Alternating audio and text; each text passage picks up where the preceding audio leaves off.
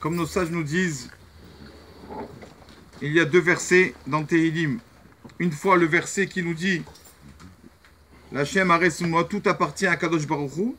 Et la suite du verset nous dit Ares Natan Ivne Adam, la terre a été donnée aux hommes. Alors le monde appartient à qui? Est-ce qu'il appartient à Kadosh Baruch Hu, au bon Dieu, ou il appartient aux hommes? La Gemara demande. La Gemara répond il y a 2 contextes. Avant la Beracha, avant qu'une personne fasse la Beracha, avant qu'une personne fasse la bénédiction, alors ça appartient à Hachem, ça ne lui appartient pas. Après qu'il ait fait la bénédiction, alors ça lui appartient à la personne. Donc la Gemara dit une personne qui mange sans bénédiction, entre guillemets, il vole le bon Dieu, il vole la Kadosh Baruch. Donc c'est pour ça qu'on doit faire attention de faire la Beracha, la bénédiction. Ça ne nous coûte rien de faire ça. C'est gratuit en plus de remercier Hachem. Quand on prend quelque chose, un verre de café ou quoi, Baruch Ata, Hachem, béni sois-tu Hachem, Elohim, notre Dieu, Melech HaOlam, roi du monde, Shakon, Yemidvaro, que tout a été fait par sa parole, etc., etc. N'importe quelle bénédiction. Il n'y a pas de shi'ur, il n'y a pas une mesure minimale pour faire la beracha. Même si quelqu'un il prend comme ça une miette, d'accord, remercie Hachem qui peut manger, Baruch Hachem en bonne santé, il fait la bracha, d'accord. Donc il faut faire attention à ça, Chazé Shalom, qu'on ne vole pas à Kadosh Baruch. Ça c'est quand on mange, d'accord. Mais quand quelqu'un il veut goûter, d'accord, il veut goûter et savoir si c'est bon. Une femme par exemple, elle fait son plat, elle veut savoir si c'est bon. C'est juste pour goûter, d'accord. Alors c'est pas la peine de faire la beracha, d'accord, ni avant ni après. Quand il compte manger et tout, c'est une chose. Mais quand on a un petit morceau pour goûter comme ça, pour voir si c'est bon, ça on ne fait pas de beracha. On sait que c'est une mitzvah vendredi, avant Shabbat, de goûter le plat pour voir s'il est bon. Pourquoi c'est une mitzvah? Parce que, comme ça s'il n'est pas bon, qu'il n'y ait pas Shabbat, ça ne soit pas tendu. Le plat il n'est pas bon, le mari commence à s'énerver. Alors c'est bien de goûter avant Shabbat. Ceux qui goûtent, ils méritent la vie. C'est une mitzvah de goûter veille de Shabbat. Le mari, là, il goûte les plats un peu comme ça. Là, il compte manger. Là, il compte pas goûter pour voir si c'est bon ou pas. Là, il compte vraiment manger. Donc là, le vendredi après-midi, il fera la bracha. D'accord? Donc je reprends. Quand quelqu'un goûte en général, juste pour voir si c'est bon ou pas, il fait pas de bracha. Mais quand il goûte, il sait qu'il va manger. Il sait qu'en général, c'est bon. D'accord? Donc vendredi après-midi, il goûte comme ça pour être sûr que c'est bon. Là, il fera bien sûr la beracha. Des fois, on goûte quelque chose pour donner à un enfant, un bébé, si c'est bon ou pas. D'accord? On goûte sans avaler. C'est sûr qu'on ne fait pas la beracha avant ça. Quelqu'un qui prend un chewing-gum, mastic, un chewing-gum. D'accord? Il y a, juste comme ça, entre parenthèses, si vous voyez, il y a des... Vous voyez souvent là, en Israël, il y a des cacheroutes, il y a plusieurs sortes de cacheroutes, de tampons, on ne va pas entrer dans ça, dans ce problème. Il y a des cacheroutes très très bonnes qui ne donnent pas de tampons, ne donnent pas de cacheroute au chewing-gum. Comment ça se fait? Cachère, tous les ingrédients sont cachères. Parce qu'ils disent que c'est pas, pour eux, c'est pas tellement, comment on dit? Nourrissant. Non, c'est pas que c'est un problème de nourrissant, c'est pas tellement beau, c'est pas... Pas poli. Pas poli, voilà, pas nécessaire, pas poli de... D'accord? Toujours on dit... Quand une personne il vient, il va à un rendez-vous, il fait attention, il enlève son chewing-gum et tout. Et des fois, il y en a malheureusement qui rentrent à la synagogue, tu les vois comme ça, d'accord? Donc c'est pour ça qu'ils ne veulent pas donner la cacheroute à... Est-ce qu'on fait la beracha bénédiction sur un chewing-gum? Ceux qui prennent les chewing-gums.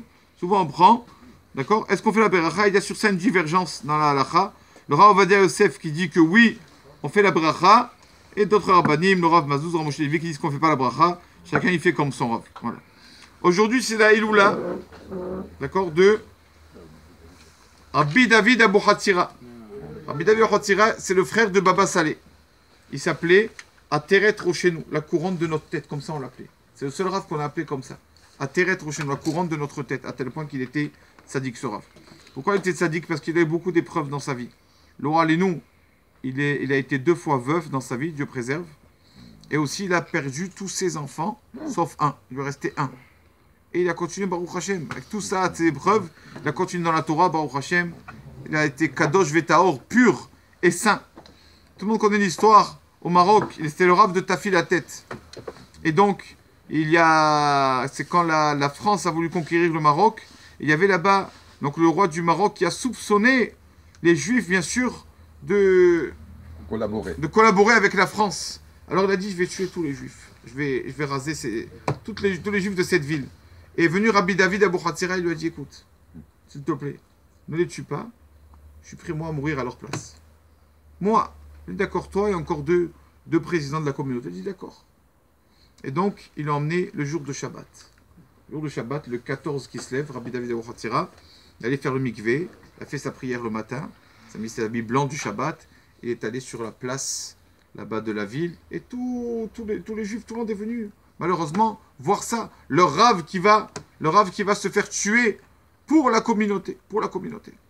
Donc tout le monde va là-bas, bien sûr, on imagine les pleurs et que Chasdé Shalom, quand on n'a pas notre Rav, on n'a rien du tout. Et donc tous le Rav qui va partir pour mourir. Et donc il l'a mis sur la place là-bas, il a pris un canon, il s'est fait tuer comme ça. Une balle dans la tête, Rabbi David Abu Hatzira. Et donc il a été tué comme ça sur la place pendant le jour de Shabbat. On appelle ça tué sur Kiddush Hashem. Tué parce qu'il était juif. Donc c'est entre guillemets, c'est la meilleure des morts. C'est marqué le Rabbi Shulchan Aruch, Rabbi Yosef Karo, il disait toujours, je prie tous les jours Hashem de mériter de mourir parce que je suis juif, pour Kiddush Hashem. Comme ils meurent les soldats d'Israël, tout ça, c'est une mort de Kiddush Hashem. Et quand ils sont allés, le roi du Maroc a laissé quand même les gens de la Chava Kadisha, les gens du dernier devoir, l'enterrer. Ils arrivent pour l'enterrer, malheureusement, pour prendre des morceaux de son corps, et ils voient qu'il manque un morceau de l'épaule gauche, Katef Small. Ils ont beaucoup de peine. Quoi, le Rav Tzadi comme ça, on ne mérite pas de l'enterrer entier, son corps entier. Et il y en a de la Chava Kadisha, il a pris ça beaucoup à cœur. Il a pleuré. Et dans le rêve, Rabbi David Abu Hatzira, il est venu le voir, dans le rêve. Il lui a dit, mon fils, arrête de pleurer, ne t'inquiète pas. D'accord? Je vais te dire juste pourquoi. Ne crois pas dans le monde, il n'y a rien pour rien. Tu sais pourquoi tu vois plus, vous avez perdu les morceaux d'épaule pour l'enterrer? Il lui a dit parce que sur la main gauche, on met les téphilines. Il lui a dit, une fois j'ai mis les téphilines. J'ai mis une téphiline de la main. Je fais la bracha, la nière téphilin, j'ai mis une téphiline de la main. Et j'ai pensé à une parole de Torah qui m'est venue dans la tête. J'ai commencé à penser. Et quelques minutes après, j'ai mis le téphilin de la tête. Donc je me suis trop interrompu entre les deux téphilines. On sait qu'on a la parole s'interrompre entre les deux téphilines. On ne dit pas un mot, rien. Même pas rien. On fait la bracha, téphilin de la main et téphilin de la tête direct. Il dit, moi je me suis interrompu entre les deux, mais parce que j'ai pensé à des paroles de Torah. Et c'est pour ça. Quand je me suis interrompu, Hachem il a dit, il veut me payer dans ce monde. C'est pour ça que tu trouves plus mon épaule gauche, parce que tu me sur la gauche. Mais maintenant regarde, voilà, maintenant que tout le monde a vu ça, c'est bon, j'ai réparé cette faute. Va à tel endroit, dans le coin là-bas. Là-bas se trouve le morceau d'épaule qui manque de mon corps. Prends-le demain matin, comme ça je serai enterré entier. Son mérite nous protège, amen.